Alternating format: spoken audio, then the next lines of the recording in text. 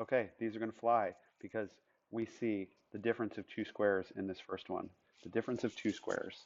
And whenever you see the two perfect square values, r times r and 7 times 7, being subtracted from each other, then you've got the square root of the first term in the first position, the square root of the second term, the constant term in the second position, and then one sign of each.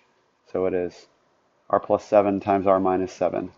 And that's this right here. Don't worry about the order of them. We can have it say r minus 7 first and then r plus 7, as long as you have one of each. Okay. Let's do the same thing with this one. We've got square root of s squared is s in each position. Square root of 81 is 9 in that second position. And then we want to have one of each sign. And then that becomes C. Let's keep going with that. We have the difference of two squares. This is a perfect square of 10b times 10b.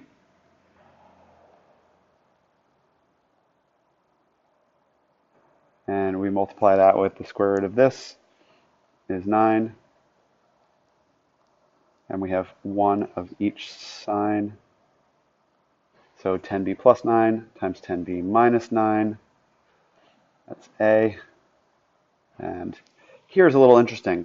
This looks like it'd be a difference of two squares problem, but we don't actually have a perfect square here.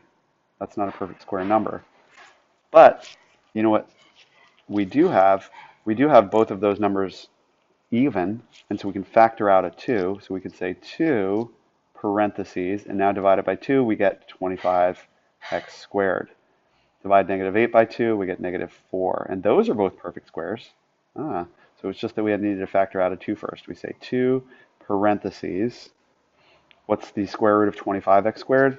5x and 5x.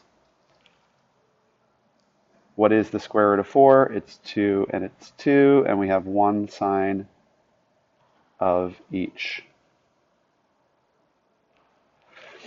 2 times 5x plus 2 times 5x minus 2, and that is B. Yep. And just for fun, we have one thrown in here that is not actually a difference of two squares problem. How do we do it?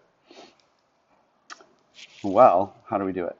I can see that all of these numbers are multiples of the same thing. 16, 48, 36. Those are both multiples of 4, and I can factor 4 out of all of them. So when I do that, I get 4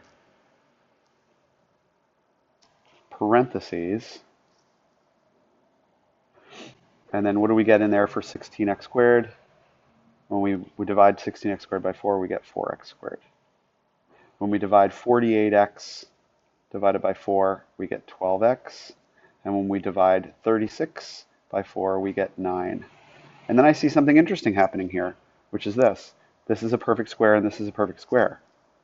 So I'm going to go out on a limb here and say that maybe we've got this same thing twice squared, where what's the square root of 4x squared? 2x. What's the square root of 9? 3. What is this sign here? It's positive, so let's put a positive.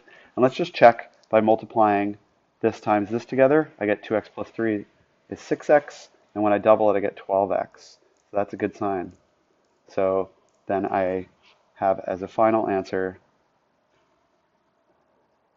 4 times 2x plus 3 squared.